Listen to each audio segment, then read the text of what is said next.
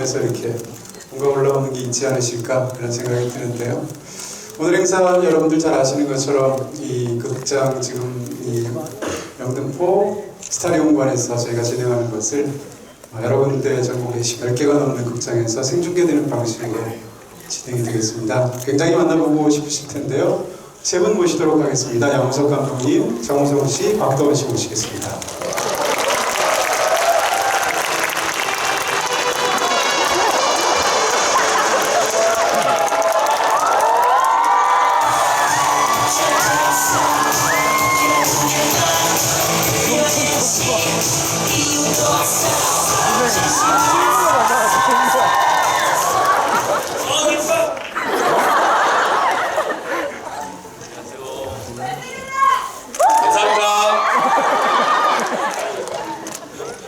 너무 아프다.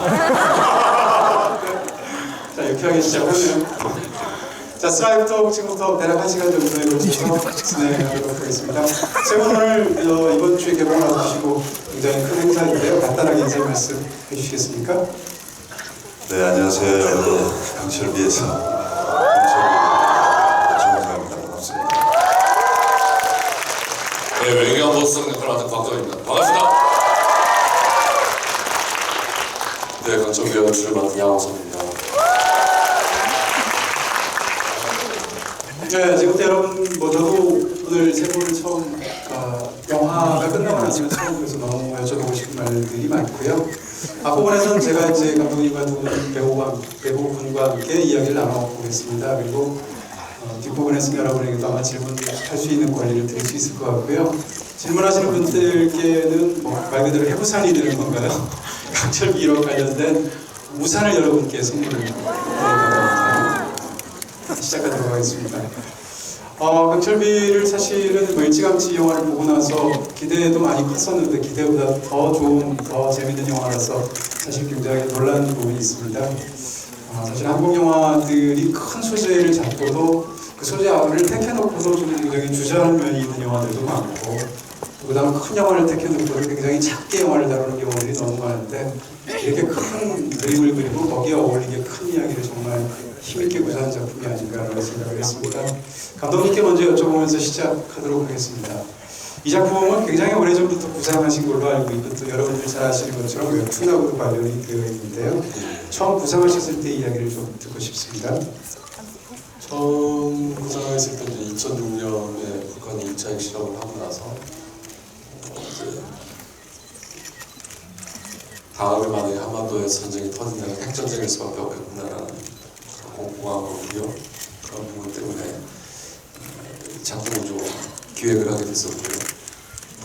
미국의 경우는 예전에 1960년대 쿠바 미사일 위기 사건처럼 미국 본토에 핵으로서 위협이 된다면 반드시 세계대전을 각오하면서 제거를 하고 제거를 반드시 해야 되는 상황이어서 북핵 문제가 시간이 지날수록 한반도에 그렇게 큰 위협이 될 것이라고 판단을 좀 했었고, 그러나 이제 내부적으로 우리 대한민국의 입장에서 봤을 때 핵보다도 더 위험한 부분이 이제 우리는 어쨌든 민주주의 시스템에서 정권 교체라는 것이 이제 국민의 선택에 의해서 되지만 북은 지금 그렇지 못한 상태로 70년이 흘러왔거든요. 그리고 북에서 어쨌든 정권이 교체되거나 북한 정권이 흔들릴 때는 오히려 그 위험은 북내부가 아니고 항상 우리 남을 향해 있기 때문에 어찌 보면 한반도에서 가장 위험한 상태는 북한의 정권이 교체되거나 흔들릴 때가 아닌가. 그러면 바깥에서부터 점증하는 한반도의 핵전쟁 위험과 내부에서 발생할 수 있는 가장 위험한 시나리오를 합치면 쿠데타와 핵전쟁 위기 아닐까 싶어서 그 두 문제를 어떻게 풀 수 있을까 고민하다가 스텔렌이라는 웹툰을 했었고, 시간이 지나서 이제 정적상에 바꿔서 강철비라는 내용으로 좀 바꿔서 만들게 된 상황입니다. 네, 지금 말씀하신 것만 봐도 이렇게 뭔가 브리핑하신 것 같은 느낌이 들지 않습니까? 이 영화를 얼마나 꼼꼼하게 준비하셨을지 너무 말 한마디 한마디마다 다 뭐가 있는 그런 답변해 주신 것 같습니다. 정우성 씨께 여쭤보고 싶습니다. 사실 아까 두 분 뵐 때 너무 놀라는 게 최근에 정말 지난 1년 사이에 중요한 영화들이 많았는데 정우성 씨 같은 경우에 더킹 하시기도 했고 또 아수라도 하셨었고요. 또 강철비라는 이렇게 좋은 영화를 돌아오셨는데, 이 영화 처음 이렇게 제의 받으시고 또 시나리오를 받으시고 처음 어떤 거 느끼셨습니까? 시나리오를 처음 읽으셨을 때의 느낌이요? 굉장히 흥미있는 화다. 그리고 위험할 수도 있겠구나 라는 생각을 했어요. 이제 그때 당시에는 뭐 정권이 바뀌기 전이었고 시나리오를 읽었을 때 이 영화가 또 정치적인 견해에서 이용이 된다면 또 다칠 수도 있는 영화일 수도 있겠고, 하지만 또 이 흥미있는 얘기에 끌리는 이 마음은 또 주체할 수 없는 거죠. 네. 굉장히 흥미있었고, 그리고 이제 엔딩에 대해서 이제 감독님이랑 좀 얘기를 많이 나눴던 것 같아요. 네. 그때 이제 처음에 받았던 시나리오는 엔딩이 조금 더 좀 오해를 살 만한 그런 좀 더 직설적인 어떤 그런 엔딩이었는데, 그런 오해, 불가피한 오해를 피할 필요는 있지 않느냐라는 그런 얘기를 좀 나눴던 것 같고요. 그래서 용기 있게 이제 진행을 했죠, 영화 촬영. 네. 영화 촬영 진행될 때 대구에서 그 초반에 개성공단이 나오는데 대구 쪽에서 촬영을 했는데 박사모 분들께서 촬영지 앞에 촬영 기간 내내 집회 그 신청을 해놓으셔서 장악을 해놓으셨더라고요. 그래서 저는 이제 첫 촬영 때 안 나가고 두 번째 촬영에 내려갔는데 촬영자 분위기가 뭐좀 이상한 거예요. 그래서 왜 그랬는데 어제 박사모들이 와가지고 촬영 내내 시끄럽게 촬영을 방해했다. 뭐, 야 우성 나와, 저 우성 나와 이러면서.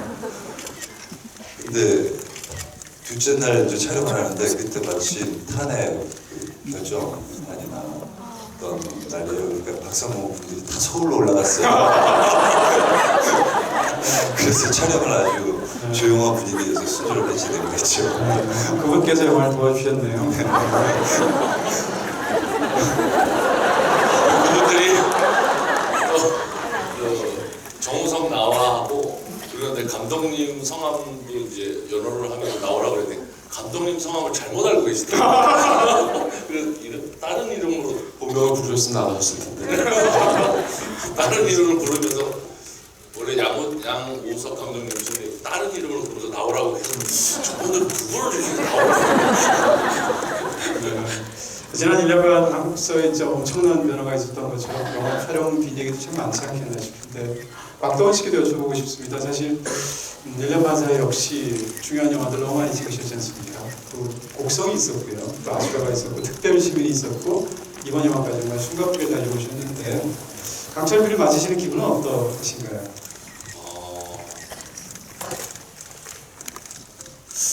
저는 이게 개봉이 된다면 관객들이 이 결말에 대해서 뭐라고 생각하실까가, 시나리오를 마지막 처음 읽었을 때 마지막 딱 덮으면서 만약에 이 영화가 돼서 세상에 보여지면 뭐라고, 어떠한 질문들이 SNS 아니면 뭐 방송을 통해서 이루어질까가 너무 흥미진진했어요. 마치 소풍을 기다리는 아이처럼 어떠한 세상에 일이 벌어질까가. 그래서 호기심에 야 이거 해보면 재밌겠다라는 그게 굉장히 강해서 시작을 했던 것 같아요. 네. 조금 전에 잠깐 말씀드린 것처럼 사실 영화를 기획하고 영화를 찍기 시작할 때는 지금 같은 현재 이런 상황이 되리라고는 상상을 못 하셨을 것 같고요. 우리나라 정치도 그렇지만 사실 북한과의 관계도 지난 1년 사이 이 정도로 지난 한 20여 년간 한국의 상황이 주목을 받아본 적이 없지 않습니까? 감독님은 그런 상황에서 마치 어떻게 보면 예언과 같은 영화일 수도 있고, 또 다른 면에서 본다면 이 지난 1년간 있었던 북핵 위협과 관련돼서 영화의 상황을 예를 들어 부분적으로 좀 수정해야 되는 게 아닌가 등등까지 지난 1년간 이런 상황 속에서 이 영화를 찍으셨을 때 어떤 생각을 하셨습니까? 실제로 뭐 북핵 문제가 이제 불거지기 시작한 이래로 우리나라를 제외하고는 다른 나라들은 변함이 없습니다. 변한 게 없었습니다. 뭐 중국, 미국, 북한, 뭐 일본, 뭐 러시아 등등은 그 스케줄의 흐름에 따른 변화만 있었을 뿐, 사실 이제 어떻게 행동하면 저쪽은 어떻게 나오고 이렇게 행동하면 이렇게 나올 거다라는 변함이 없었기 때문에 편했었고요. 정말 예측이 안 됐던 건 우리나라 정치사. 영화를 찍는 도중에 탄핵이 있으리라고 상상을 못 했었죠. 그 연장선상에서 사실 이제 이 영화를 보면서 일단 인물이 저는 이제 주인공이 어떤 직업을 갖고 있는가가 한 영화에서 굉장히 중요하다고 생각하는데 한국 영화에서 외교안보 수석이 주인공인 영화가 있었나? 이런 생각을 들게 됩니다. 기본적으로 우리나라에서 이렇게 남북관계에 관한 영화들이 여러 편이 있었는데 그런 영화를 보면 거기서 다루고 있는 주인공들이 사실은 그 전체 그림을 그리기에 굉장히 지역적인 부분을 갖고 있는 직업을 갖고 있는 그런 주인공들이 많았거든요. 근데 외교안보수석이 주인공 두 사람 중에 하나로 나오는 걸 보면서 이 영화의 어떤 자신감 같은 걸 사실은 느끼게 됐습니다. 영화 출판을 위해서. 곽도원 씨께 그런 질문 드리고 싶습니다. 한국 영화에 이제 배우분들이 연기할 수 있는 것 중에 상대적으로 뜨거운 캐릭터는 상당히 많다고 생각하는데 상대적으로 이렇게 차가우면서 차갑다는 건 이제 마음이 그렇다는 건 아니고요. 약간 지적이면서 그리고 또 이런 식의 모든 것을 다 판을 읽어낼 수 있는 그런 주인공들은 진짜 드물다고 생각하거든요. 그런 인물을 연기하는 감정이 어떠셨는지 한번. 지적인 거하고 멀어서.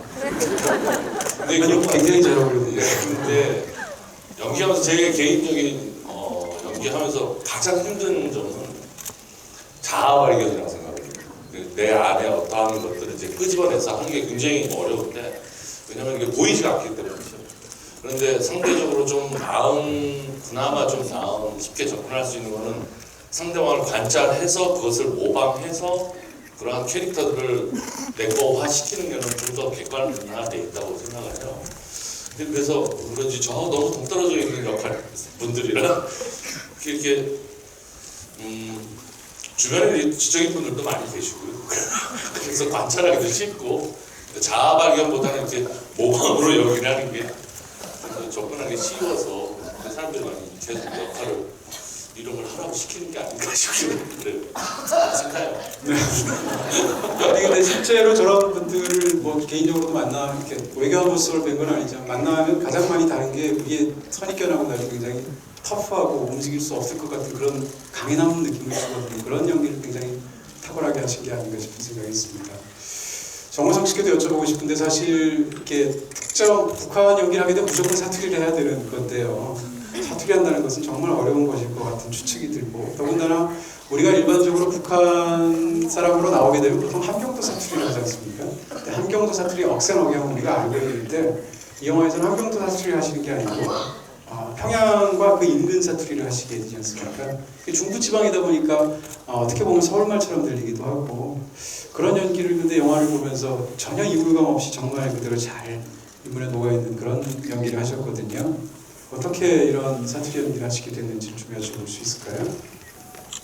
그렇죠. 이제 시나리오가 흥미있고 너무 재밌어서 하겠다라고 얘기는 했는데 그 뒤에 이제 가장 먼저 넘어야 될 산이 사투리였죠. 평양 사투리.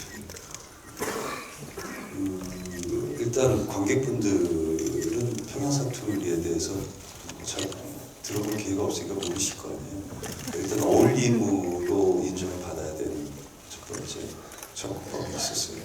근데 이제 그렇게 접근을 하다 보니까 결국에는 잘해야 되겠구나. 진짜 평양 사투리처럼 해야 되겠구나. 그런 생각이 들었고요. 그래서 한국 이제 영화계에 그 북한말을 사투리를 가르쳐 주시는 분이 계세요. 팔국자 출신인데 여성분이세요. 근데 아무래도 여성분이 이제 가르쳐 주다 보니까 그 텍스트화되어 있는 대사를 남자가 하는 투로 흉내를 내서 참 가르쳐 주시게 되잖아요. 그러니까 진짜 평양 2015년, 6년, 7년에 사는 평양 남자들의 말투가 궁금하죠. 그래서 이제 다큐멘터리를 막 찾아보기 시작했죠. 그 유럽 쪽에 이제 평양에 들러날아 버릴 수 있는 국가에 있는 사람들이 들어가서 찍은 다큐들이 꽤 많더라고요. 그래서 그걸 끊임없이 보고 듣고 있던 것 같아요. 그래서 보통 촬영 이제 시작되면은 현장에서 그 테이크가 끝나거나 씬이 끝나면은 뭐 잡다한 얘기들을 굉장히 많이 하게 되거든요. 근데 전혀 어떤 대화도 할 수가 없게 되더라고요. 이걸 계속 듣고 이 말에 제가 더 빠져 있어야 되니까. 그러면서 이제 또 처음 이 말을 입을 띄는데 얼마나 불확실해요. 잘 어울려 보니까 내가 잘 하고 있는 걸까. 근데 이제 자꾸 그 촬영한 부분에 대해서 그 말을 가르쳐 주신 분을 들어보시고 확인하시고 잘하고 있다라고 또 기운을 주시고 하니까 자신감도 생기고 그러면서 어느 시점에서는 이제 현장에서 계속 제가 그 사투리를 쓰고 있더라고요. 또 촬영 끝나고 밥 먹을 때도 사투리가 자연스럽게 나오고 그렇죠.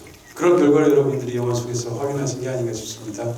영화 속의 명장면을 저희가 5개를 미리 골랐고요. 그 장면을 보시면서 질문을 드릴 텐데 그 전에 먼저 감독님께 마지막으로 하나를 더 질문을 드리겠습니다.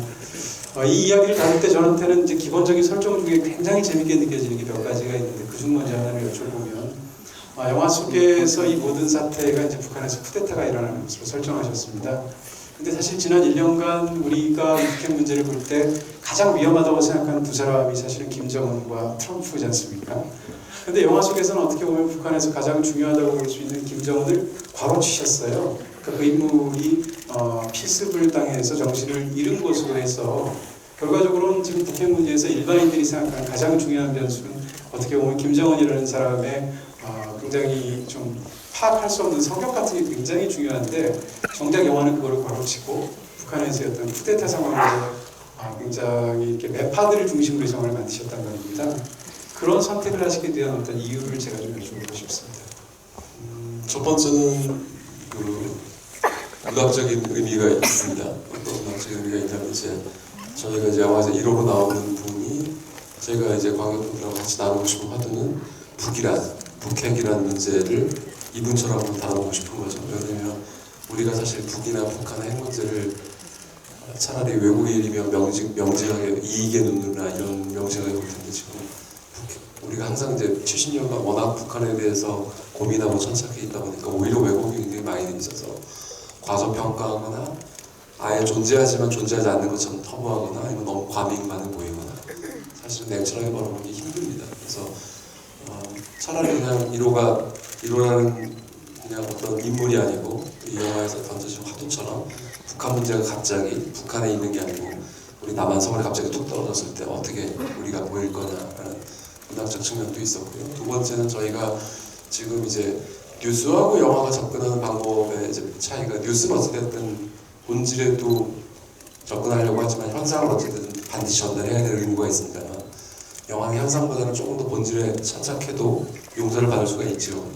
저는 어찌됐든 트럼프 정권은 미국상 이제 옛날 과거의 닉슨 시대처럼 고립주의로 가고 있다고 생각을 하고 있고 북한도 지금 어쨌든 목표가 전쟁의 승리가 아니고 본인들 정권의 유지가 목표이기 때문에 전쟁이 쉽게 발생할 수는 없는 상황이다. 본인들의 입지는. 그러나 상황 자체는 또 둘이 전쟁 상황으로 갈 수밖에 없는 상황으로 몰고 가고 있는 또 이유를 많이 있거든요. 그런 면에서 1호가 어쨌든 등장해서 현상을 왜곡시키기보다 본질적으로 북핵 문제가 우리에게 갑자기 이렇게 선택의 여지없이 그냥 툭 하고 던져진다면 과연 우리가 어떻게 할까? 그렇다면 얼굴을 보고 이름을 듣고 하는 것보다 저는 갑자기 존재감을 인지하는 게 좋지 아니할까 싶어서 영화에서처럼 처리를 하겠습니다. 네, 말씀 감사하고요. 지금부터 영화 속의 5장면을 골라서 그 질문들을 구체적으로 드리도록 하겠습니다. 첫 번째 장면 준비되어 있죠? 보여주세요.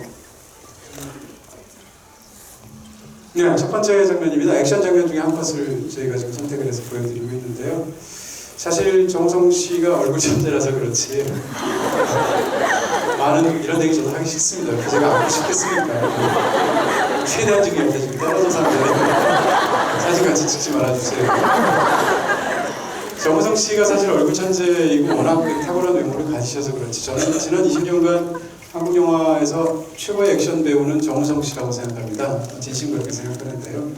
무사 같은 작품이라든지 놈놈놈 같은 걸 보면 정우성이라는 배우 외에 누가 저 액션 연기를 할 수 있을까라는 생각이 있습니다. 이 영화에서 액션 연기에 관한 질문을 좀 정우성 씨께 여쭤보고 싶은데 병원에서 싸우다 보니까 이제 메스 같은 것을 동원해서 이제 자연스럽게 하시게 되지 않습니까? 그동안 숱한 액션을 했겠지만 이 영화에서의 액션을 할 때 본인이 좀 주안점을 뒀던 그런 부분들이 있다면 어떤 거였죠? 촬영을 진행하다 보니까 싸우는 장소가 계속 병원이더라고요. 그래서 주변에 이제 농담으로 우리 영화 메디컬 액션이네.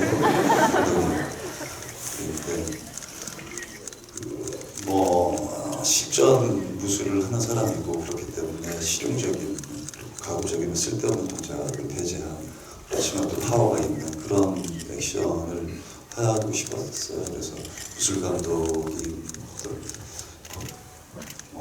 구슬 동작에 대한 콘티를 짜오면은 좀 그 움직임은 쓸데없지 않을까라는 의견을 좀 빼기도 하고 그러면서 열심히 하려고 했죠. 근데 그 또 조우진 씨가 사실은 액션 연기를 처음으로 해보는 영화였어요.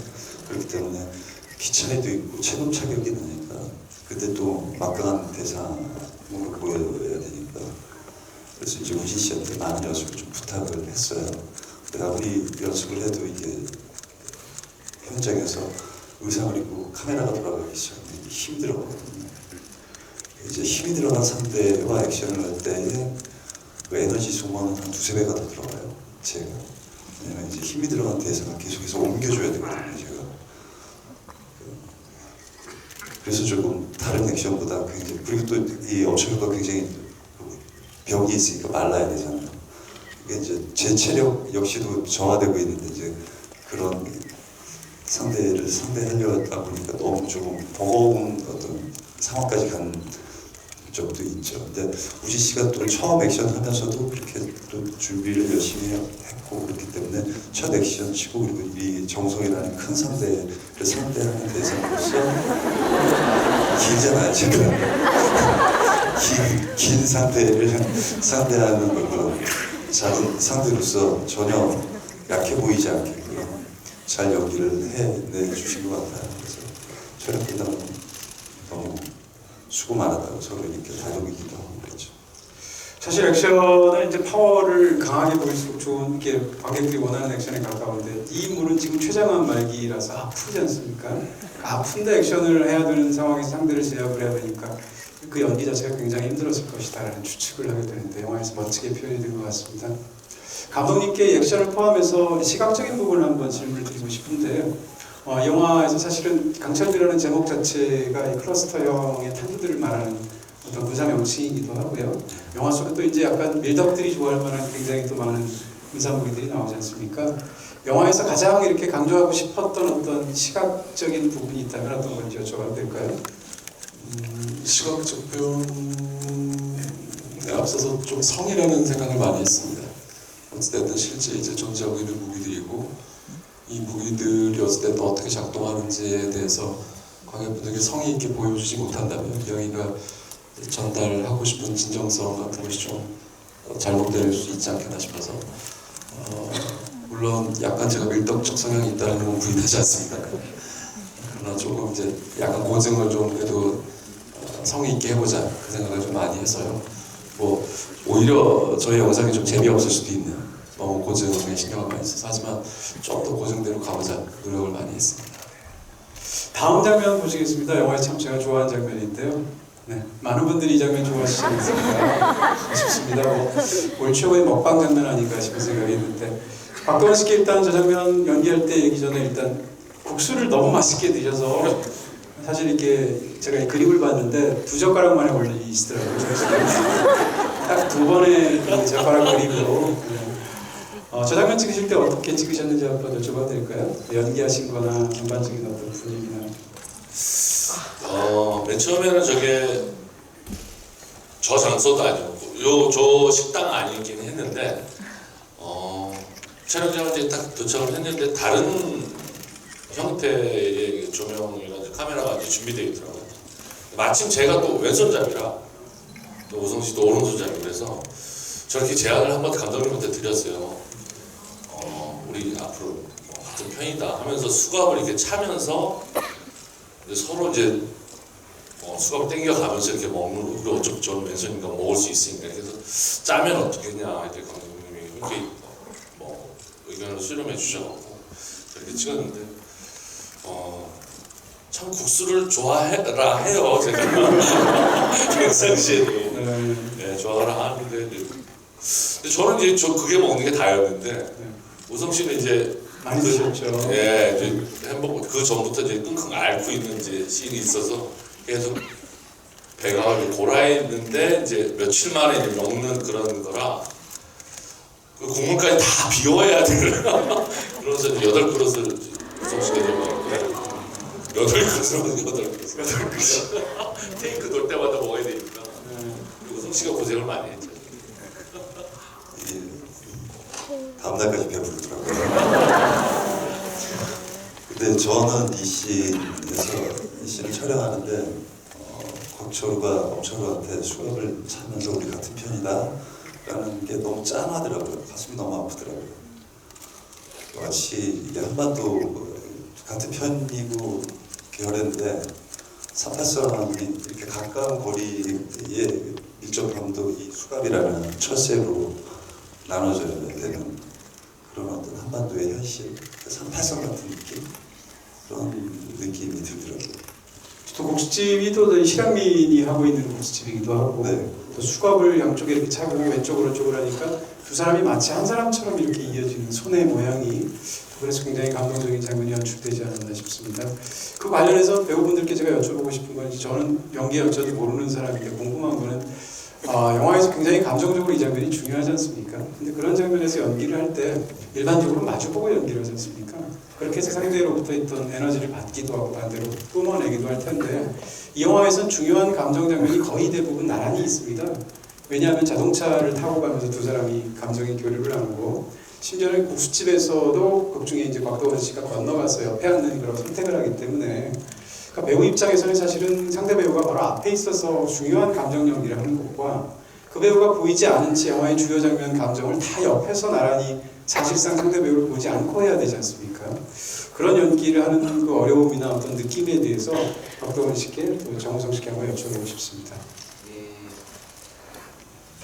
상대방 눈을 보고 연기한다는 거는 일단 준비해 온 것도 있지만 눈을 보면서 연기를 하게 되면 가장 좋은 점이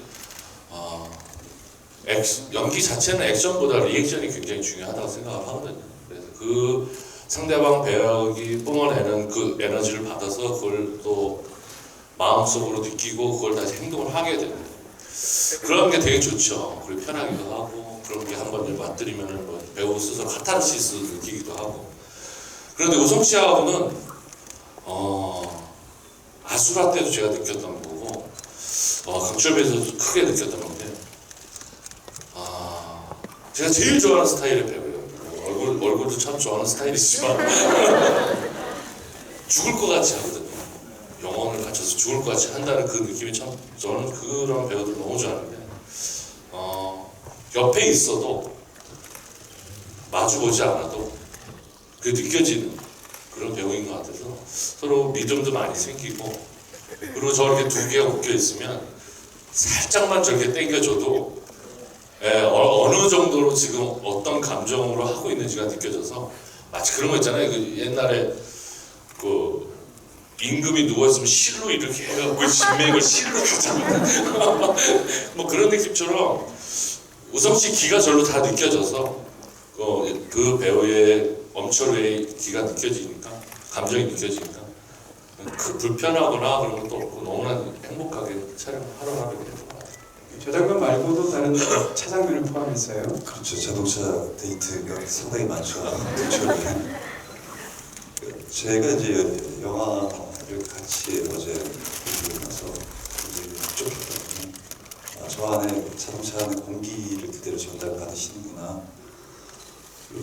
사실 이제 저희는 세트 안에서 크로마키를 치고 세워진 차 안에서 서로 이 공간을 상상하면서 그리고 이 자동차 이 밀폐된 공간 안에서의 상대 배우에 대한 느끼는 감정, 이제 이 공기에 배어 있는 이 공기를 그대로 제 걸로 만들어서 또 나눠주기도 하고 그러는데 도원 씨랑 연기를 할 때 그런 것들이 굉장히 잘 어울리는 것 같아요. 도원 씨가 저랑 연기할 때 느끼는 감정이 좋다라고 얘기해요.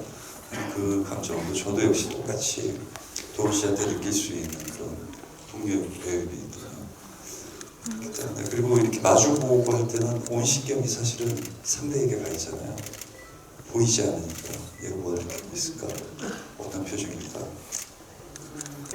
그런 어떤 신경의 쏠림 같은 것들이 또 그런 좋은 호흡을 만들어내지 않았나 이런 생각이 듭니다. 다음 장면 보도록 하겠습니다. 세 번째 장면인데요. 네, 대사를 저희가 자막을 처리했는데요. 분단국가 국민은 분단을 정치적으로 이용하는 자들에 의해서 오히려 더 고통을 받는다라는 대사가 극중에 이제 두 번 나와서 처음에는 곽도원 씨가 듣고 나중에는 이제 정우성 씨한테 이야기를 해주는 어떻게 보면 가장 중요한 대사 중에 하나일 텐데요. 이 영화의 설정과 관련해서 감독님과 이 연장선상에서 여쭤보고 싶은 게 있습니다.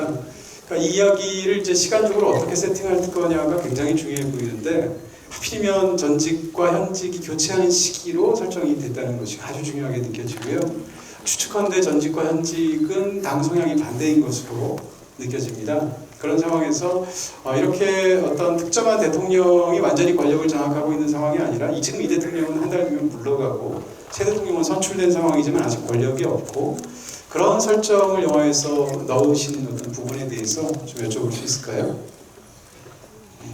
어찌됐든 뭐 아까도 잠깐 언급이 됐습니다. 우리가 북을 바라보는 적이다, 공포다, 주적으로서 공격해야 될 대상이다, 이건 언제나 통일해야 될 대상이다라는 굉장히 이중적이고 너무나도 먼 인지 간격이 있는 게 사실입니다. 그래서 이거를 어떤 해설자를 통해서 얘기하는 것보다는 차라리 두 대통령을 통해서 북한을 바라보는 우리의 시각을 한번 확실하게 명징하게 나눠보고 싶었고 그 누가 더 우세하다, 우세하지 않다라는 거가 아닌 한 명은 현직 대통령, 한 명은 이제 곧 몇 개월 뒤에 있을 차기 대통령으로 모습을 보여주고 싶어 왔었고요. 그 두 분은 이제 어떻게 보면 현실과 미래에 우리가 어떻게 북을 대할 것인가에 대한 예측일 수도 있고 과거에 저희가 있었던 거에 대한 해석일 수도 있다고 생각합니다. 지금 그리고 여기 언급되어 있는 이 대사는 사실은 우리나라 사람이 한 말이 아니고 옥스퍼드 대학교하고 시드니 대학교에서 국제정치학을 하셨던 헤들리 불이라는 이제 유명한 교수님께서 직접 하신 말씀이세요.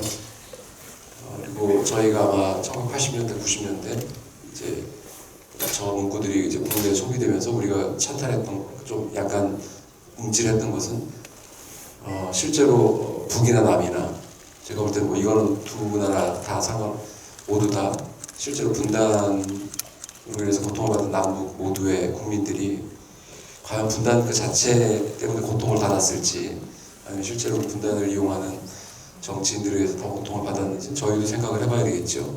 경중의 차이는 있겠지만 그런 의미에서 어찌 보면 남북의 모든 천우가 다 똑같은 상황을 겪었다. 그런 의미에서 저 대사를 쓰기도 했습니다. 하나만 더 추가해서 그 여쭤보고 싶은 부분이 있습니다. 사실 이런 영화를 만들 때 남과 북을 피해자로 놓고 주변 강대국 가해자로 만드는 것이 일반적인 그런 쉬운 화법 중에 하나라고 저는 생각하는데요. 근데 예상과 다르게 이 영화 속에 등장하는 미국과 중국과 일본은 생각보다 훨씬 더 냉철하고 계산적이고 상대적으로 온건한 입장을 보이고 있습니다. 오히려 영화 속에서 가장 극렬한 입장을 보이는 것은 한국의 현직 대통령으로 설정이 되어 있는데 이게 사실은 역시 이 사람들이 어떻게 보면 이런 영화에서 민족주의적인 어떤 그런 감흥 같은 걸 받기를 원하는 걸 수도 있는데 굉장히 의외의 선택을 하신 부분이라고 느껴지고요. 또 신뢰가 가기도 하는데요. 말씀드린 것처럼 영화 속에서 오히려 가장 이 전쟁을 원하는 사람이 한국의 대통령인 것으로 설정한 것에 대해서 감독님의 선택일 텐데 여쭤보고 싶은 부분이 있네요. 사실 우리 한반도 주변에 있는 4대 강국은 명백합니다. 그 동기가 다 이득이거든요. 미국은 미국의 이익, 중국은 중국의 이익, 일본은 일본의 이익, 러시아는 러시아의 이익에 따라서 움직이면 됩니다. 그러니까 그들은 냉철할 수 있고 온건할 수도 있죠. 예. 지금 남북 문제에 있어서 가장 이득으로 따지지도 않고 감정적으로 서로 부딪힐 수밖에 없는 입장이 서로 남과 북인. 그러다 보니까 굉장히 극단적으로 뭐 영화에서 나오지만 한쪽은 다 쓸어버려야 된다라고 나오고 한 명은 우리 같은 동포로서 계속 같이 나가야 되지 않냐고 이제 극중 대통령이 비판하듯이 낭만적으로 보시는 부분도 있는 거죠. 오히려 저는 이제 분단이 되고 수십 년이 지나고 이제 남북에 관련된 많은 영화가 다뤄진 이제 와서는 오히려 거꾸로 우리가 얼마만큼 감정적으로 남북 문제를 대하고 있는가, 얼마만큼 우리 남북을 제외한 다른 나라들은 남북한 문제를 외교적 관점에서 외교 이익적 관점에서 바라보고 있는데 오히려 냉정하게 바라봐야 저희가 또 다른 남북 소재 관련된 영화가 한 번 더 좀 진화할 수 있는 방법이 아닐까 싶어서 그래서 그런 태도를 좀 끝까지 견지하려고 노력을 했습니다. 네 번째 장면 보도록 하겠습니다. 네, 영화에서 굉장히 이제 마음 떨리는 그런 장면인데 이 두 사람이 이제 어떻게 보면 마지막인 걸 서로 다 알고 있고 더군다나 정우성 씨는 아마 일이 잘 되든 안 되든 저것이 마지막일 것이다. 아마 이 세상을 떠날 것이다 라는 것이 예측이 되고 있고 또 곡 중에 이제 곽동원 씨는 부채감을 느끼고 있는데요. 저 연기를 할 때 예를 들면 뭐 두 사람이 이제 포옹을 하고 그 얘기를 할 수도 있고 얼굴을 맞대고 얘기할 수도 있고, 근데 그렇게 하지 않고 곽동원 씨 연기하는 것이 저 개인적으로 굉장히 감명 깊었습니다. 딱 10글자를 말하는데 크게 이야기하시고 중간 정도로 얘기하시고 아주 작게 이야기를 하시는 그 모습인데요. 그 연기를 할 때 곽동원 씨의 어떤 느낌 같은 걸 좀 여쭤보고 싶은 부분이 있네요. 혹시 여러 가지 방식으로 그것을 연기하셔서 편집에 선택하신 건가요? 아니면 지금과 기본적으로 같은 톤으로 그 장면을 연기하신 건가요? 일단 기본적으로 설정은 돼 있었고요. 전체적인 느낌 자체에 있어서 저 사이에 보면 경고문이 있어요. 저 밑에 보면 위험 들어가지 말라고 이제 저기 경고문이 있는데 저 설정도 되게 미술팀이 너무 잘해줬다고 생각을 했는데 영화 전체적으로 우리가 얘기하고자 하는 주제 그리고 엄철호, 곽철우 간의 감정선을 엄철호도 보면 제 목소리로 엄철호의 감정을 대변해야 될 것 같아서 그 미안함을 엄철호도 분명히 알고 있었고 분명히 사명감을 갖고 가는 거라 하지만 그 대사를 할 때 저한테는 굉장히 좀 닭살 돋는 느낌이 많았어요. 이렇게.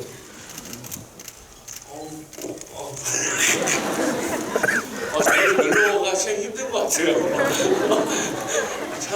참 저한테는 힘든 연기인데 감독님과 저 대사에 대해서 와 진짜 죽을 것 같이 닭살 돋는다고 나는 이런 말들 좀 바꾸면 안 되겠냐 했더니 감독님은 괜찮다고 우성 씨한테도 이 대사한테 그게 없잖아요. 아무렇지 않다고 나는 이게 닭살이 돋는지 모르겠다고 왜 이랬더니 불만을 토로했던 것도 있는데 관객분들이 저분 보시고 슬퍼하시는 분들도 많으셔서 근데 제가 정말 고민을 많이 했던 영화 전체를 봤을 때 제일 많이 고민을 했던 문장이었던 거예요. 근데 사실 그 대사가 목적처로 자기가 미안하다 이게 전부지 않습니까? 이 정도가 너무 괴로운 이렇게 닭살 돋으시는 거예요? 그 앞에 대사죠. 네. 아, 앞에 그렇죠. 대사. 북쪽초록을 하면서 그 말이 강철 같은 친구야 자기가 여러 가지 버전이 여러 가지 버전이 있었는데 제가 너무 힘들어해서 감독님이 바꿔보면 어떻게 너무 진짜 강철 같은 친구 철우야 이 대사를 굉장히 힘들었어요. 네. 순정 만화에 나오는 백마 타고 이렇게 머리 나풀거리면서 계속 머릿속에 떠오르는 거예요. 그래서 너무 힘들더라고요. 제발 좀 대사 좀 바꿔달라고. 순정 만화를 많이 읽으세요. 아니 그런 느낌 딱 떠오르더라고요. 근데 그게 약간 영화 제목이 강철비이기도 하고 원래는 그 뜻은 아니지만 거기다가 두 사람이 철우인데 이게 우자가 비우자를 만약에 새기게 되면 강철비 할 때 철비가 되잖아요. 그래서 저는 그런 식으로 굉장히 흥미롭게 느껴질 부분도 있었는데 이 장면을 볼 때 그럼 정우성 씨는 어떠셨는지 상대적으로 감정을 받는 쪽이었지 않습니까 여기가? 감정을 받고 또 감정을 감춰야 되고 사실 굉장히 감정이 많이 올라온 신이었어요 저는. 그거를 표현 안 하는 게 엄청이었고 굉장히 모든 감정을 다 드러내지 않으려고 아주 단순한 어조를 좀 취해야 되겠다 이렇게 아닌 계산이 마음속으로 들더라고요. 네, 그러니까 이제 담담하게 어떻게 보면 이제 누르는 감정으로 표현을 해주셨는데요. 영화의 마지막 장면을 간단히 보고 감독님께 여쭤보고 여러분께 질문을 이제부터 드리도록 하겠습니다. 네, 이 마지막 장면입니다. 사실은 저는 영화를 보고 나서 이 마지막 장면 보고 깜짝 놀랐거든요. 왜냐하면 사실은 앞에 복선이 있긴 있었습니다. 극 중에서 이제 곽도원 씨가 대학에서 강의를 할 때 그런 핵무장론을 대학생들이 비웃는데도 불구하고 강변하는 장면이 있었기 때문에 저게 저 사람의 신념이구나라는 걸 느낄 수가 있는데 그럼에도 불구하고 이렇게 큰 영화를 끝내는데 마지막 장면에서 굉장히 논란이 있을 수 있는 이제 어제 처음 언론 시사가 있었지 않습니까? 그래서 앞으로 이 얘기들이 더군다나 이 영화가 많은 분들의 사랑을 받게 되면 틀림없이 얘기가 되지 않을까 싶어서 여쭤보고 싶은 건데요.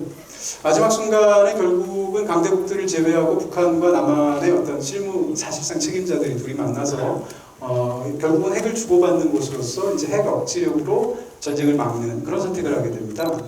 근데 지금 우리나라에서도 이런 문제를 놓고 올해 굉장히 많은 논의가 있었습니다만 핵무장에 관한 얘기일 텐데 그것을 옹호하는 쪽의 결말이잖아요. 근데 이걸 사실은 모호하게 끝냈을 수도 있는 것이 어떻게 보면 대중영화적으로 안전한 선택일 텐데 그렇게 하지 않고 아예 이거야 하고 도장을 꽉 찍고 굉장히 어떻게 보면 논란이 있을 수 있는 선택을 감독님께서 하신 거예요. 그래서 여쭤보고 싶은 건 이렇게까지 마지막에 힘줘서 하신 부분들은 사실은 감독님의 이 사태, 이 모든 그 문제를 보고 있는 시선이기도 할 텐데 거기에 대한 감독님의 말씀을 듣고 싶습니다. 이건 뭐 제 개인적인 선택이나 제 정치적 성향으로 저런 결론을 낸 건 아니고요. 철저하게 곽철우라는 캐릭터의 연장선상에서 저 결론을 냈습니다. 그 제가 지금 설정했던 우리 곽도원 배우님께서 연기해주신 곽철우라는 캐릭터는 굉장히 자기 직업과 역할에 대해서 충실하신 분이에요. 그러니까 이제 외교라고 하는 것은 사실 자기 이익을 극대화시키기 위해서 무한한 노력을 하는 직업입니다. 이제 곽철우라는 캐릭터는 북핵 문제가 발생했을 때 많은 외국의 전문가들이 얘기하는 핵에 대해서는 핵으로밖에 균형을 맞추는 거 외에는 답이 없다는 게 사실은 많은 학자와 전문가들이 일치하는 거기 때문에 당연히 직업상 그 얘기를 할 수밖에 없는 위치입니다. 그래서 이제 핵은 핵으로밖에 못 막는다는 얘기를 하는 건 사실은 곽철우의 성격을 드러내는 게 아니고 곽철우의 직업적 특성을 좀 확실하게 드러내자라고 생각을 했고요. 이제 후반에 와서는 이제 곽철우한테 또 하나의 의문가 생깁니다. 사실 엄철하고 곽철우의 둘의 관계가 목표가 아니었습니다. 멜로 영화나 이런 다른 영화에서는 관계 자체가 이제 영화의 최종적 목표가 되지만 우리 엄철하고 곽철우는 관계가 목표는 아니었거든요. 한반도에서 전쟁을 막고 각자의 가족과 각자의 조국을 지키기 위해서 갔던 것뿐이지 관계는 목적도 아니었고 관계가 부수적으로 쫓아온 것뿐이죠. 하지만 이제 결국은 두 철우는 친구가 되었습니다. 그리고 엄철우는 본인을 희생해서 본인의 가족을 살리고 본인의 조국도 살렸으나 거꾸로 우리 대한민국도 살리고 곽철우 입장에서 너무나도 고맙고 우리 마지막 그 교회신에서 닭살스럽게 보았듯이 잘 가라고 인사도 하고 또 미안하기도 하고 그러면 이 죽음을 헛되이 하지 않기 위해서 그냥 나이브하게 그냥 우리 평화를 시작해봐라는 건 곽철우 캐릭터에서는 용납이 안 될 것 같아요. 곽철우는 하면 어마어마하게 고민을 했을 겁니다. 우리한테 지금 1호가 있고 내 친구는 북에 가서 강력한 제거하고 죽었고 북은 핵이 있고 이 상황에서 어떻게 해야 남과 북이 내 친구의 죽음을 헛되이 하지 않고 계속 갈 것인가. 그럼 북이 받아들일 수 있는 카드는 어디까지 가는 겁니까? 우리가 제안할 수 있는 남한 대한민국의 가장 이득이 되는 카드는 뭘까? 굉장히 고민했을 거라고 봅니다. 그래서 아마 저 카드를 던졌을 거라고 보고 실제로 저 카드는 북한을 반쯤은 비핵화시킵니다. 가지고 있는 핵이 반을 뺏어오니까 반을 주니까 반쯤은 비핵화시키고 또 저희도 반쯤은 핵무장을 하면서 핵의 균형을 맞추죠. 그리고 북한에게는 가장 필요하다고 생각했던 정치 시스템을 돌려주는 거죠. 1호를 돌려준다고 하는 건 북한의 정치 시스템을 복구시켜준다는 얘기이기 때문에 북한의 정치 시스템을 복구시켜서 안정적인 상태로 돌아가는 거죠. 그렇게 해서 엄철우의 죽음이 헛되지 않게 만들고 대한민국의 이득을 극대화시킨 거죠. 그래서 저 결말은 물론 저도 쓰고 나면서 이제 내부에서도 많은 이견이 있었습니다만 저 결론은 100% 곽철우라는 캐릭터의 입장에서 봤을 때 너무나도 당연한 결과가 아닐까. 그리고 당연한 결과긴 하지만 상상이죠. 저도 이제 제가 곽철우라면 어떻게 할까 상상을 한번 해본 거죠. 그러면 비핵화도 시키고 대한민국의 이득이 극대화되는 건 뭘까? 물론 이제 강대국들이 뭐라고 하겠죠. 하지만 이제 생존의 문제 앞에서 과연 저희가 이제 외국의 이득과 생존은 다른 병치할 수 없는 말이라고 생각을 합니다. 이득과 이득이 배치됐을 경우에 조정을 하면 되는데 우리에겐 생존의 문제고 저들에겐 이득의 문제라는 그것도 저는 클래스가 다른 문제라고 생각하기 때문에 마지막 부분은 오히려 우리 관객분들에게 저희 영화가 한번 여쭤보는 상상력이라고 생각을 하시고 너그럽게 봐주셔야지 우리가 지지하고 있는 정당의 정강분석 뭐였지? 이렇게 보시면 조금 저희도 죄송하고 보시는 관객분들도 불편하지 않을까 싶습니다. 네, 뭐 말씀 너무 세 분 너무 말씀도 너무 잘하시고요. 그래서 재미있는 말씀 또 귀한 말씀 많이 해주셨습니다. 지금부터는 여러분께 마이크가 준비되어 있으니까 궁금하신 게 있으시면 질문하시면 저희가 네. 강철비! 물건 옷 입으신 분부터 먼저 해볼까요? 네. 질문은 짧게 한 가지씩만 해주셨으면 감사하겠습니다. 여기 맨 앞에 마이크 갖다 주시겠습니까? 맨 앞에 분이에요.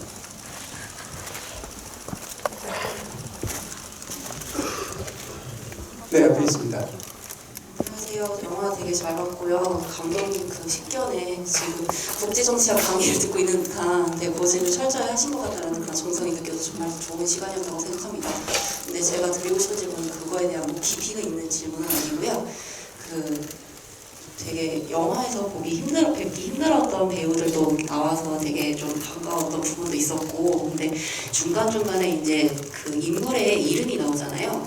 근데 뭐 이제 차기 대통령 이름으로 나온 분이 김경영이라던가 실제 배우의 이름을 차용한 분 몇 분인가 계시던 것 같더라고요. 그런 좀 특별한 이유가 있었던 것은 아닐까. 좀 어이없는 질문인 것 같긴 하지만. 재밌는 질문입니다. 네. 이제 이름을 바꾼 걸 아니고 이제 성을 한번 바꿔봐서 그러니까 그런 의미가 있었습니다. 그러니까 각자의 입장이, 북에 대한 입장이 명백하게 다르지만 한번 이렇게 입장을 한번 바꿔 생각해보면 어떨까 싶어서 그냥 이름을 본명으로 그냥 쓸까도 했는데 성 정도로 바꿔보는 게 어떨지요라고 이제 두 분 대통령께 여쭤봤더니 재밌겠다고 말씀해 주셔서 그렇게 해서 좀 성의 없게 결정된다는 의도로 명백했습니다. 좀 다른 입장에서 우리가 한번 상대방 입장에서 한번 바라보면 어떨지 그런 아이디어였습니다. 네, 재미있는 질문이었습니다. 또 질문하실 분 계신가요? 좀 뒤쪽 해보겠습니다. 저기 네, 까만 옷 입은 분 해볼까요? 돌아보신 분? 네. 네. 좋은 질문 주셔야 됩니다.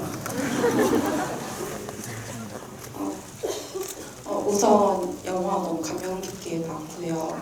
우선은 지금 우리나라가 좀 전쟁에 저 국민의 한 사람으로서 생각하기에는 전쟁이 우리나라에 일어날 수도 있다라고 생각을 하고 있거든요. 근데 보면서 좀 배우분들이 그런 어떤 마음가짐이 좀 남달랐을 것 같은데 좀 그런 부분들을 오늘 여쭤보고 싶습니다. 네, 그러니까 올해 특히 또 이제 그런 영화를 이런 영화를 찍다 보니까 올해 사태들 같은 걸 많이 생각하셨을 텐데요. 두 분께서 간단한. 일단 저희가 무슨 슈퍼맨이나 뭐 원더우먼이나 이런 SF 영화를 보게 되면 나도 날고 싶다. 나도 저런 슈트가 있었으면 좋겠다. 뭐 이런 느낌이 있지 않습니까? 근데 시나리오를 읽으면서 통쾌하다라는 생각을 했어요. 저는 개인적으로는 뭐 인도적으로 말하기 북한을 도와줘야 되고 막 이런 것도 하지만 너무 정치적인지 모르겠는데 지금 끌려다니기가 너무 짜증나고 야 이거 뭐 괜찮나 이거 뭐 이게 이게 답답하게 많았어요. 근데 시나리오를 보니까 너무 속 시원하더라고요. 그리고 또 이제 진짜로 핵을 무장을 하면 진짜 평화가 올까? 라는 정말 안정적인 평화 올까라는 이제 호기심도 있었었고 이 얘기를 관객들에게 던지면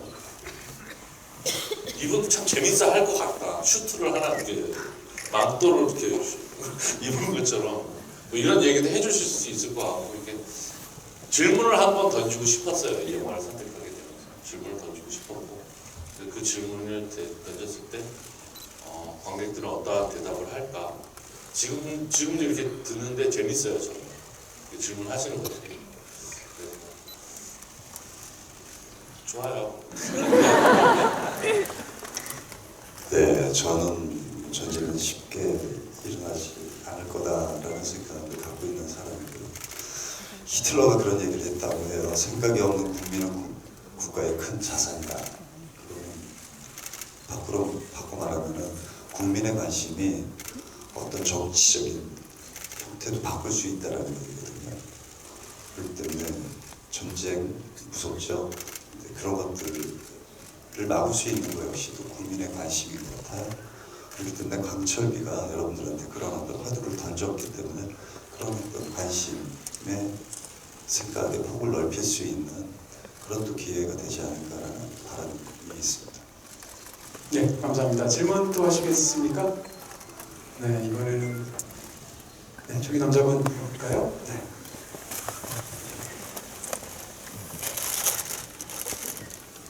네, 영화 너무나도 잘 봤습니다. 네, 일단은 정말 짧지만 두 가지를 나눠서 질문. 죄송하지만 한 가지만 네. 더 궁금하신 거 하나 먼저. 네. 네, 일단 작품 안에서 엄철우도 한 아이의 아빠잖아요. 네, 아빠인데 혹시 부성애를 이야기해주는 뭐 촬영을 해놓으신 부분이 있다던가 시나리오상에 혹시라도 그런 부분이 조금이라도 있었는지 궁금하고요. 차 안에서 넌센스 퀴즈 그거는 애드립으로 간 건가요? 이상입니다. 지금 영화 안에서 보여진 부성애가 충분치 않으셨다고 혹시 느끼셨나요? 아마 이제 그거를 느끼시고 좀 더 있지 않을까라는 그런 추측을 해보신 것 같은데 저희가 그 엄철우의 부성애를 다룬 장면은 거의 다 영화에 나온 것 같아요. 그리고 사실 이제 그 장면이 엄철우를 만들어주는 것 같아요. 제가 제일 좋아하는 장면이 이제 그 아내와 아이와 헤어지는 장면인데 그 장면이 어떻게 보면은 우리는 이제 북한 남자들 보면 주체 사상의 국가에 대한 충성심이 그 한 인격을 절대적으로 움직인다라고 생각을 하는 아주 단편적인 생각으로 바라보잖아요. 근데 그 안에는 분명히 인간이 있잖아요. 그 인간은 그 삶에 녹록치 않으면 어떤 주체 사상도 사라는 것 같이 아주 깨지기 쉬운 어떤 표피일 뿐인 거잖아요. 그러니까 엄철우의 삶은 이미 북한의 그런 아주 깨지기 쉬운 주체 사상 안에서 인간적 삶에 대한 고민을 하고 있는 인물로 시작되는 거죠. 박동원 씨 그럼 뒷부분 간단히 답변해 주시겠어요? 혹시 그 개그랑 관련해서 제가 관객분들에게 저 질문을 한 3번째 듣는데요. 그거 다 애드립인 줄 아시는데 완벽한 시나리오에서 혹시 그 개그에 대해서 반대하지 않으셨습니까? 강철 같은 친구.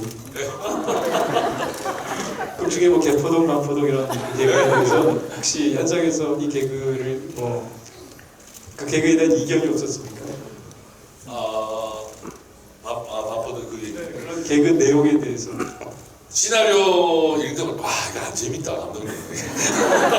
내가 읽기에는 야 이거 너무 유치하다 이거 관객들이 좋아하겠냐 그랬더니 웃깁니다. 웃길 수 있습니다. 아 진짜요? 아 해내지 진짜 믿습니다. 감독이 그래서 시나리오 그대로 이제 했는데. 정원홍식을 천연덕스럽게 맞출 때 표정이 너무 사랑스러워서 사실 그게 굉장히 장면이 잘 살지 않았나는 생각을 하게 됩니다. 또 질문하실 분 계신가요? 네, 네 저기 네, 손 드신 분 약간 네 돌아보신 분 지금 네 거기 하시죠. 아니 조금 밑에입니다. 바로 아래. 네. 네네. 손 안 드셨어요? 안 드셨어. 네 말씀하세요. 영화 정말 재밌게 봤고요. 그 강철비라는 의미가 그 두 철우를 의미하는 거죠? 아니면 그렇게 몸이 아픈데 꿋꿋하게 버티는 그 사람을 장철이라고 불리는지 그것도 궁금하고요. 그리고 그 각 배우님과 감독님들이 가장 마음에 들었던 장면이 궁금합니다. 감독님께서 그럼 제목의 의미를 좀 다시 설명해 주시죠. 저희 영화에는 세 철우가 있습니다. 강철비도 한자로 쓰면 철우입니다.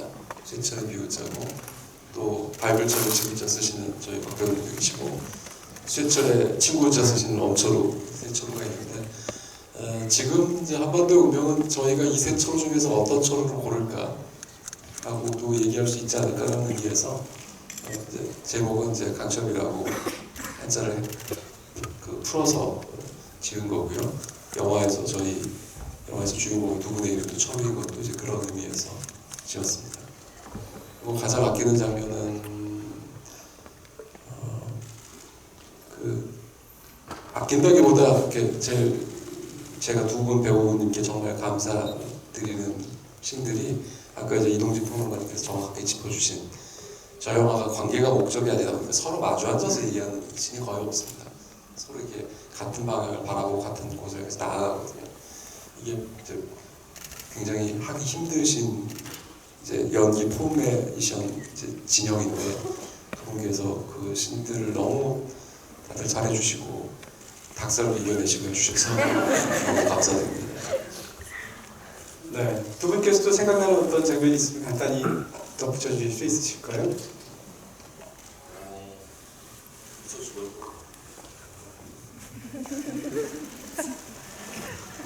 저도 그 자동차 데이트 씬, 최고의 데이트 씬들이 다 마음에 들어요. 네. 동원 씨랑 이제 그 어떻게 보면은 이제 촬영을 할 때는 정말 세상 지루할 수 있는 그리고 지루하게 보이지 않을까 하는 그런 염려되는 씬들. 네.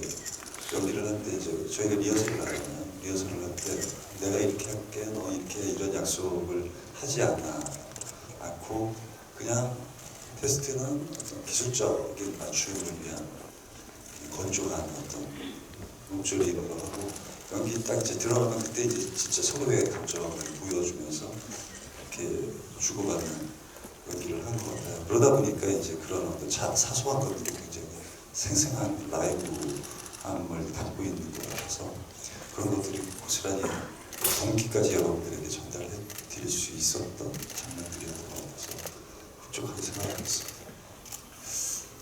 저는 제가 카드를 이제 주면서 옷을 이제 사오지 않습니까?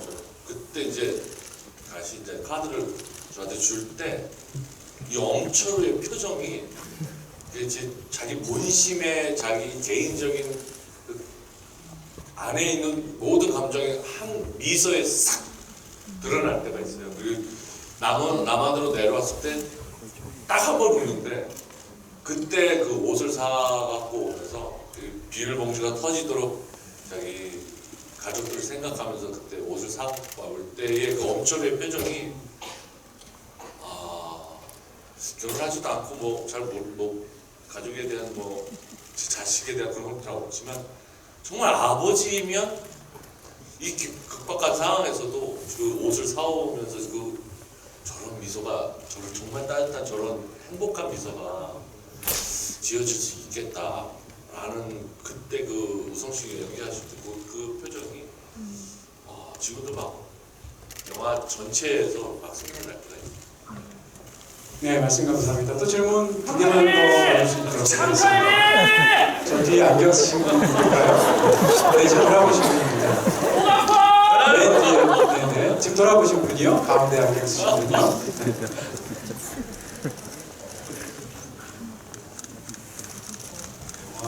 굉장히 재밌게 잘 봤습니다. 설명하신 부분 잘 듣고 제가 궁금한 것은 처음에 정성 배우님께서 목도리 마지막에 헤어질 때 목도리를 아내분이 매주시잖아요. 매주시는데 나중에 둘이 그 차를 타고 가다가 곽도원 배우가 아내가 해준 그 사준 목도리를 잃어버렸네? 뭐 이런 식으로 말하는 게 있어요. 그 장면이 좀 궁금해서 무슨 의미가 있는 것 같은데 그래서 좀 질문 드리겠습니다. 네, 목소리 질문입니다.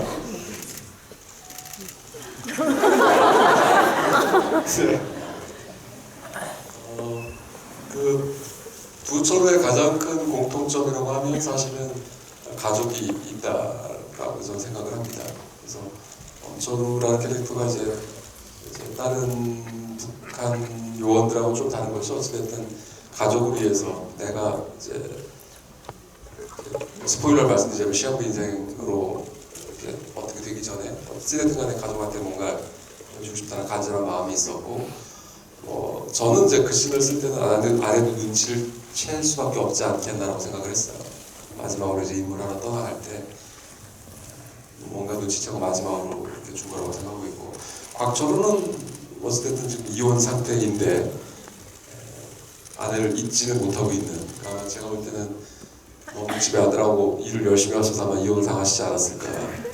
그리고 이제 삭제된 씬 중에 하나가 위자료 많이 부르면 이혼 안 할 줄 알고 부인이 위자료를 많이 불렀는데 자존심이 있으셔서 이제 아마 그 위자료 다실 테니까 이혼하신 게 아닌가. 그래서 어찌 보면 같은 목도리지만, 그러니까 완전히 다른 형태의 목도리지만 아내에 대한, 가족에 대한 생각은 좀 두 분이 같이 공통적으로 가지고 있다라는 걸 좀 공유하고 싶어서 그렇게 했습니다. 마지막 질문 하도록 하겠습니다. 여기 앞에 계신 분들 너무 많은 분들이 손을 들어주셨는데 죄송합니다. 다 기회를 주시지 못해서. 물 드세요.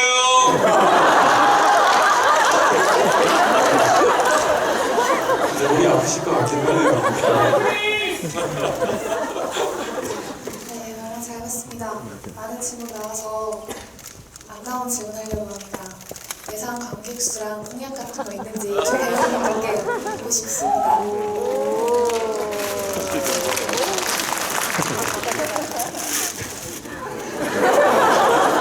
미소로 나오면 뭔가요? 사실 영화하는 사람들한테 제일 난감한 질문이 예상 관객 수예요. 관객이 많이 드는 건 굉장히 좋은 일이죠. 소중합니다. 그걸 예상을 할 수는 없거든요.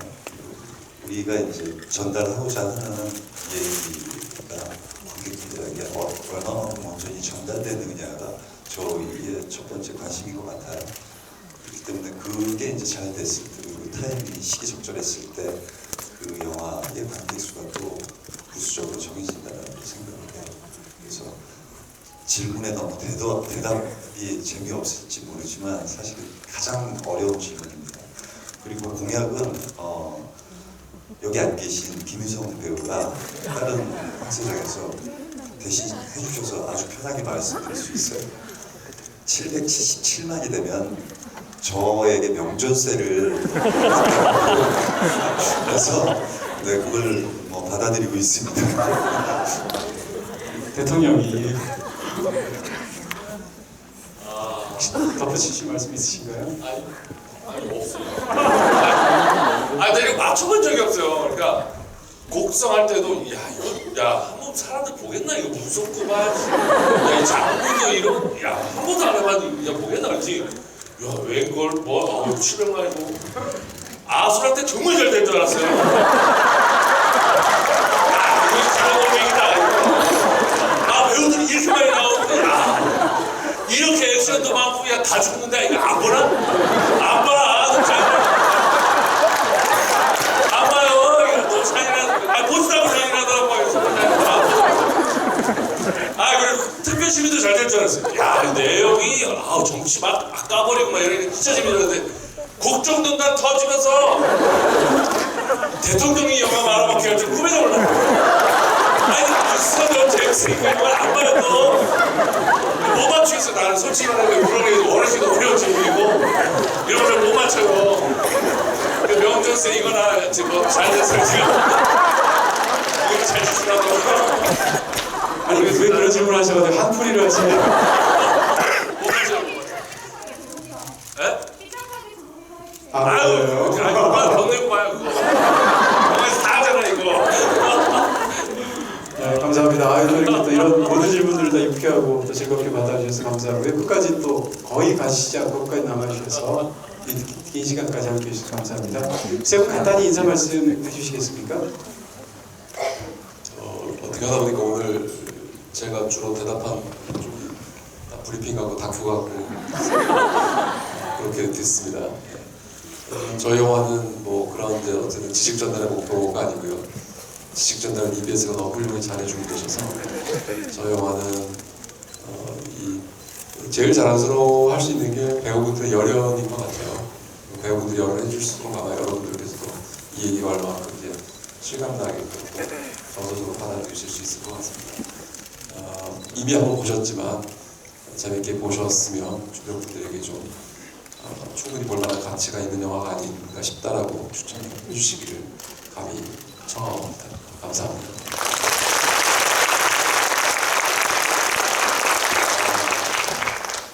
오늘 토크에서 개그를 맡았던 박돌.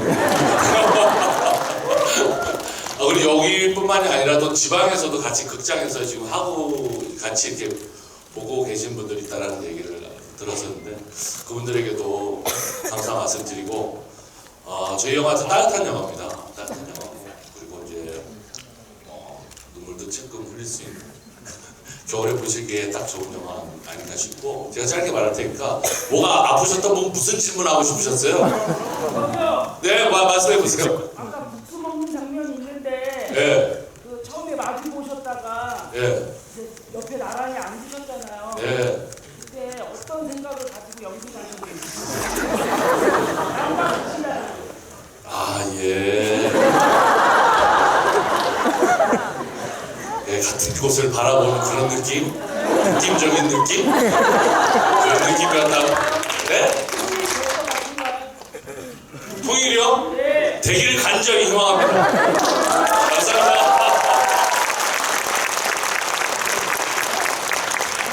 말씀하시죠. 네, 통일 돼야죠. 간절히 희망합니다. 천만 돌파 감독님. 네, 오늘 전국의 극장에서 같이 우리 CGV 스타라이브도 이렇게 함께 해주신 여러분들 너무 감사드리고요. 그리고 오늘 저희와 이렇게 얼굴 맞대고 이 극장에 찾아주신 분들 다시 한번 감사드립니다. 그리고 날씨 추운데 귀걸이를 따뜻하게 주시고요. 사실 아까 들어왔을 때 여러분들한테 제일 먼저 질문 드리고 싶은 게 영화 어떻게 보셨어요?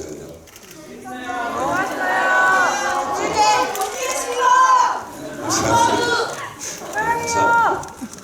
네, 좋은 질문 좀 부탁드릴게요. 볼만한 영화죠? 영화